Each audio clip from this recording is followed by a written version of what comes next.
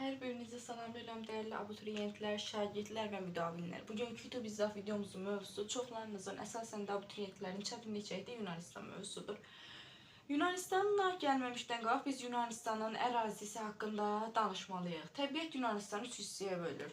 Gördüyünüz üzrə Şimali Yunanistan, Orta Yunanistan və Cənubi Yunanistan. Orta Yunanistana biz Atika vilayəti, Cənubi Yunanistana isə Peloponnes deyirik. Yunanistan ən qədim dövlət tarixinə malik olan dövlətlərdən məhz biridir. Eradan əvvəl 3-cü minilliyin birinci yarısında Avropanın ilk quldar dövləti olan Krit məhz burada yaranmışdı. 3-cü minilliyimizin birinci yarısında məhz Krit mədəniyyəti, yəni Avropadakı ilk quldar dövlət Yunanistan ərazisində yaranmışdır. Qədim Kritlilər əkinçiliklə, maldarlıqla, balıqçılıqla xüsusən məşğul olmuşdu. Misirlə, Finikiya ilə isə iqtisadi əlaqələr saxlamışdılar. Lakin bu yaradılan mədəniyyət 2-ci eradan əvvəl 2-ci minillikdə vulkan püskürməsi nəticəsində məhv olacaq. Yunanistanın ikinci mədəniyyəti məhz Mikena mədəniyyətidir ki, Mikena mədəniyyəti isə eradan əvvəl 2-ci minilliyin ortalarında meydana gəlib. 2-ci minilliyin ortaları Mikena mədəniyyəti. Mikena mədəniyyəti də olduqca vacib mədəniyyətlərdən biridir. Onlar Akropol inşasında, həmçinin maskaların düzəldilməsində xüsusən rol oynamışdı. Lakin bu mədəniyyət də çox getməyəcək və 2-ci minilliyin sonlarında təxminən 12-ci əsrdə bunlar Dorilərin hücumuna məruz qalacaq və süqut eləyəcək Dorilər tərəfindən. Bütün bu hadisələrdən sonra Yunanistan ərazisində eradan əvvəl 8-ci əsrdən etibarən polislər meydana gəlməyə başlayacaq. Polislər, yəni şəhərlər meydana gələcək. İndi hansı şəhərlərimiz var? Gəlin onları tanıyaq. Demək, Orta Yunanistanda Afina, digər adı nədirsə Attika vilayəti. Neyse markerlərimdə bugün problem yaşayıram. Videonu arada dayandırdım, dəyişdirdim. Yenə də yaxşı deyil. Sonra Cənubi Yunanistan. Korniv, Sparta. Spartada yerləşir Lakonika vilayətində. Son olaraq deyirik ki, biz harda yerləşir? Egey dənizinin sahilləri. Egey dənizi. Burada hansılardır? Efes, Rodos, sonra Milet kimi şəhərlərimiz də burada yaranmışdır. İndi bizdən soruşulanda Afina deyirik Orta Yunanistanda, Sparta deyirik Cənubi Yunanistanda. Niyə Afina və Spartanı xüsusən vurğuladım? İndi qeyd edəcəm. İndi keçək biz Afinadakı əhaliyə. Afinada əhali necə adlanırdı? Yunanistanda əhali 2 qrupa bölünürdü. Sonda yazan markeri tapdıq. Birinci qrupa aristokratlar, ikinci qrupa aiddir ki, demos. Aristokratlar yuxarı təbəqənin nümayəndəsidirlər və daha çox adlı sanlı adamlar aristokratlardandılar. Adlı sanlı, yəni yuxarı təbəqə. Bəs demos kimdir? Atikanın aristokratlardan başqa yerdə qalan bütün azad əhalisidir. Bu cümləyə xüsusən diqqət edin. Aristokratlardan başqa Atikanın bütün azad əhalisi. Yəni azad, yəni qullar nə demosdur, nə də ki aristokratlardır. Elə qul demişkən gəlin borc daşından da danışaq. Afinada, biz az öncə dedikdə Afina vilayətindən xüsusən danışacağıq. Gəl Afinadan danışaq. Afinada borc daşı adında bir borc başı yazacaqdım. Borc daşı adlanan bir hadisə var. Borc daşı nədir?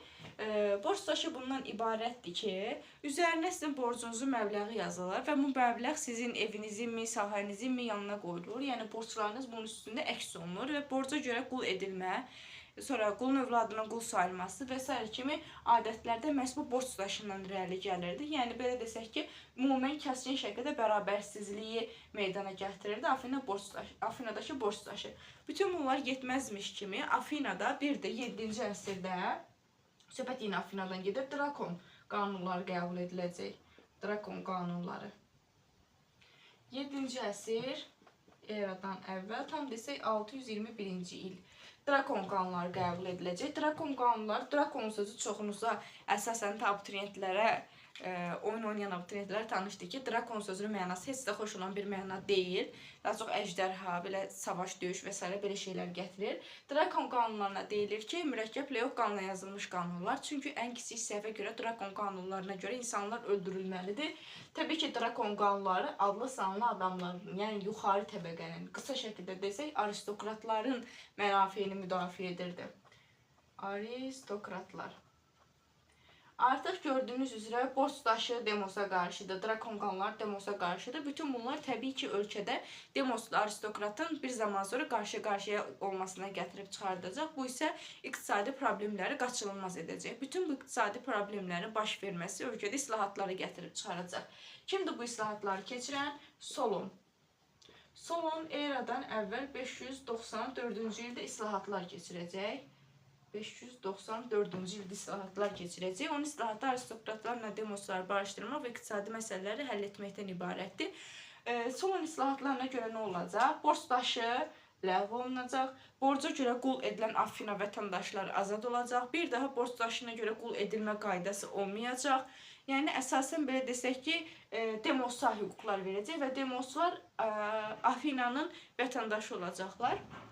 Yəni bu formada. Lakin Solon islahatı iqtisadi məsələləri tam şəkildə həll edə bilmir. Yəni hələ də varlı, kasıb, yuxarı, aşağı təbəqələri olacaq. İndi keçək Yunanistanın yerdə qalan hissəsinə.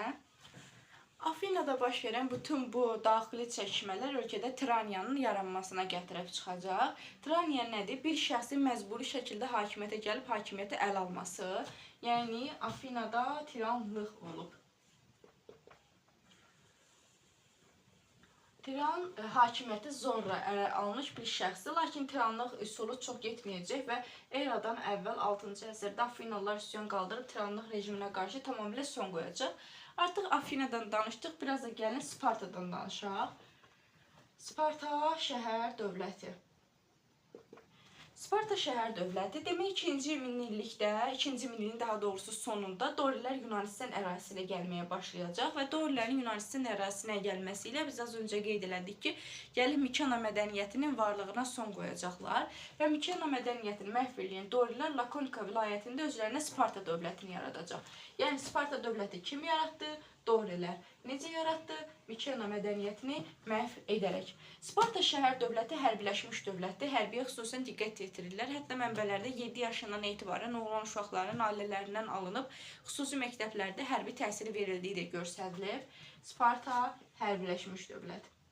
Qeyd etdiyimiz kimi Sparta Lakonika vilayətindədir. Lakonika demək qısa danışıq deməkdir. Yəni indinin özündə də vardı. Deyir ki, lakonik danış, lakonik danış, qısa danış. Hətta burada bir söz var. Ya qalxanla bərabər ya da qalxanın üstündə analar oğullarını əsgər göndərən zaman, daha doğrusu müharibəyə göndərən zaman bu sözü deyilmişlər. Burada qılıncı itirmək çox böyük rüsvayçılıq sayılırmış. Həmçinin şücaətlə, mərdliklə ölən bir Spartalı varsa onu qılıncın üstündə gətirilmişlər. Yəni ya qılıncla bərabər ya qılıncın üstündə budur. Yəni ya qılıncınla bərabər geri qayıdacaqsan ya da qılıncın üstündə şəhid olub geri qayıdacaqsan. Yəni bu lakonik sözün mənası da məhz budur. Dediyimiz kimi Sparta dövləti hərbiləşmiş dövlətdir. Sparta dövlətinin ordunun quruluşu adlanır falanqa. Falanqa sözünün mənası barmaq deməkdir. Ordu quruluşunun adıdır. Ölkədə keçirilən, daha doğrusu Spartada olan bütün bu uğurlu işğallar nəticəsində ölkəyə çoxlu qul gətirilir və bu qulların ölkəyə gətirilməsi ilə qulların sayı xeyli artır. Spartada qula hilot deyirlər. Hilot adlandırılır. Spartada qullar. Sparta ilə Afinanın təbii ki də bir mübarizəsini də biz görəcəyik. Lakin bundan sonraki mərhələdə Yunanistanda bundan əlavə bir də Yunan koloniyaları cümləsi var. Yunan koloniyaları. Kolon nədir?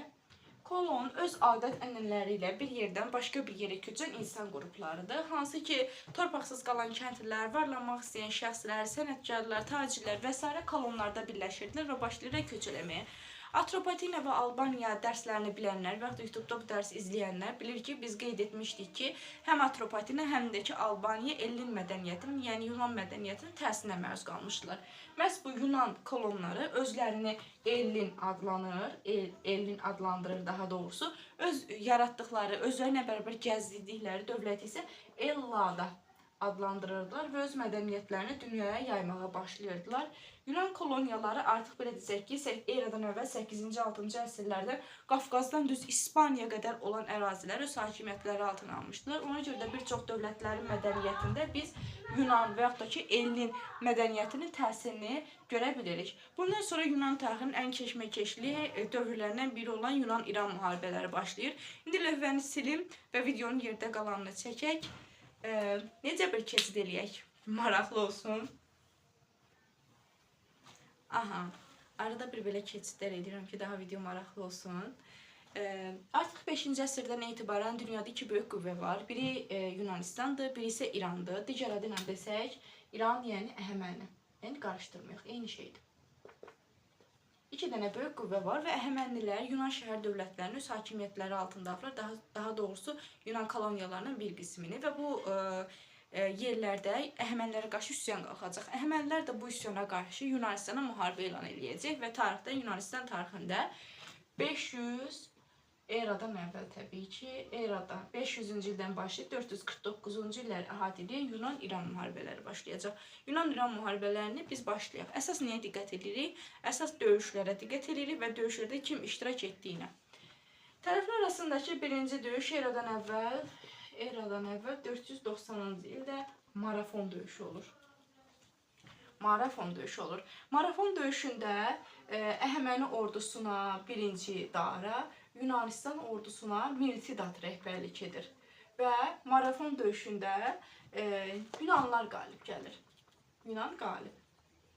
Hətta burada Marafon qaçışlarının da tarixi bu döyüşdən gəlir. Lakin videonun uzamaması üçün və sizi yormaması üçün o hadisəni burada danışmayacağım. Tərəflər arasındakı növbəti döyüş eradan əvvəl 480-ci ildə baş verən Fermopil döyüşüdür. Fermopil döyüşü. Fermopil döyüşündə artıq birinci Dara ölüb və birinci Daranın yerinə oğlu Kserkis rəhbərlik edir. Yunan ordularına isə Leonid rəhbərlik edir. Bu döyüşdə isə birinci döyüşdən fərqli olaraq Yunanlar məğlub olur. Yəni belə işarə qoyacağam. Yəni minus, plus bunların hamısı bilin ki, Yunanistan tarixlə əlaqəlidir. Yəni Yunanistan hansı döyüşdə qələbə qazanıb ona plus qoyacağam, hansı da məğlub olsa ona da minus qoyacağam. Yəni bu formada. Fermopil döyüşündə isə hiylə yolu ilə, yəni bunu da danışardı, Sparta tarixi ilə əlaqəli olan burada çox qəribə bir əfsanə var, lakin onu da videonun vaxtı uzanmaması üçün onu da qeyd eləməyəcəm. Yəni heç qəbulda və s. istifadə olunmur, ona görə qeyd eləmirəm. Fermopil döyüşündə nə oldu? Yunanistan məğlub oldu. Tərəflər arasındakı növbəti döyüş eradan əvvəl 480-ci ildə baş verən Salamin dəniz döyüşüdür. Salamin dəniz döyüşü. Salamin dəniz döyüşündə artıq Yunanlar Treya adlanan çevik gəmilərdən istifadə edirdilər. Əhəmənilər isə sözün əsl məzmununda Titanikə bənzər böyük gəmilərlə gəliblər. Bəs bunun bu gəmilərin müharibəmizə nə aidiyyatı var? Çünki bu müharibə dəniz döyüşüdür və dəniz də Yunanistan bilirsiniz ada dövlətidir və dənizin içərisi böyük qayalarla və daşlarla doldu. Təbii ki, burada həcmi böyük olan gəmilərlə hərəkət etmək biraz çətin məsələdir. Ona görə də Yunanistan özünü Treya adlandırdığı kiçik ölçülü çevik gəmilərlə hərəkət edərkən, Əhəmənilər isə sözün həqiqi mənasında Titanikə bənzər böyük gəmilərlə gəliblər və Titanikin batdığı kimi bu döyüşdə batıblar və Yunanlılar bu döyüşdə təbii ki də qalib gəliblər. Tərəflər arasındakı növbəti döyüş eradan əvvəl 479-cu ildə baş verən Plateya dəniz döyüşüdür. Plateya dəniz döyüşü nəticəsində də Yunanistan qalib gəlir. Yəni yadımızda saxlayırıq. Fermopil döyüşündən başqa bütün döyüşlərdə Yunanistan qalib gəlir. Fermopil döyüşündə isə həmin ordusu hiylə eləyərək qalib gəlir. Yəni şəhərin açarlarını satın alırlar və s.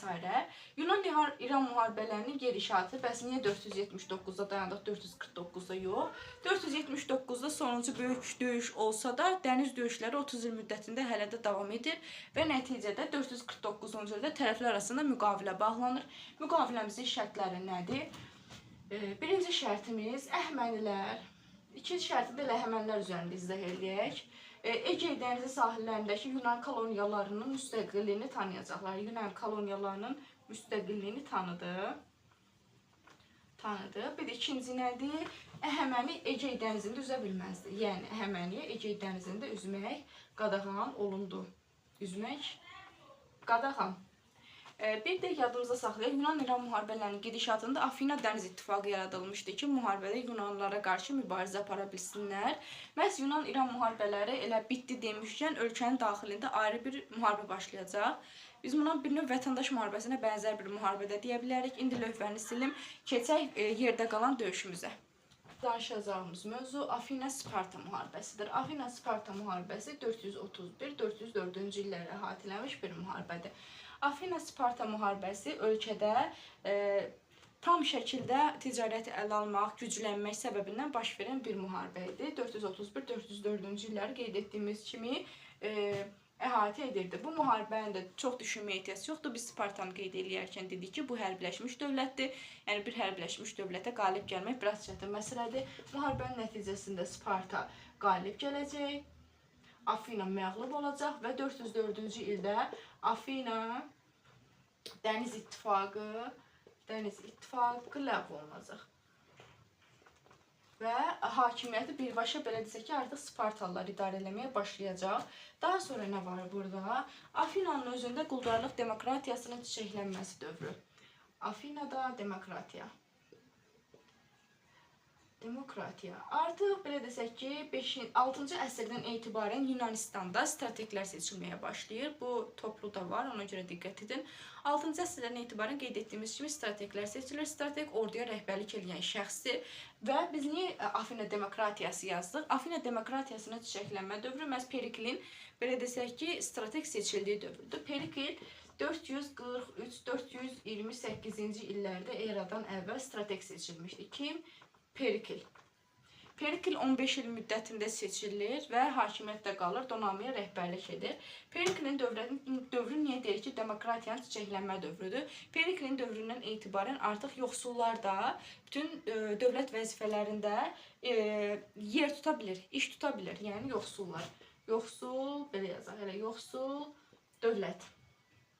Və yoxsullar dövlət işində artıq yer tuta bildiyinə görə yoxsullara əmək haqqı da verirdik. Yəni belə desək ki, artıq demokratiya başlayırdı. Periklin dövründən etibarən Afina xalq yığıncağında 20 yaşına çatmış vətəndaşlar sonra iştirak edirdi və burada qanunlar qəbul olunurdu.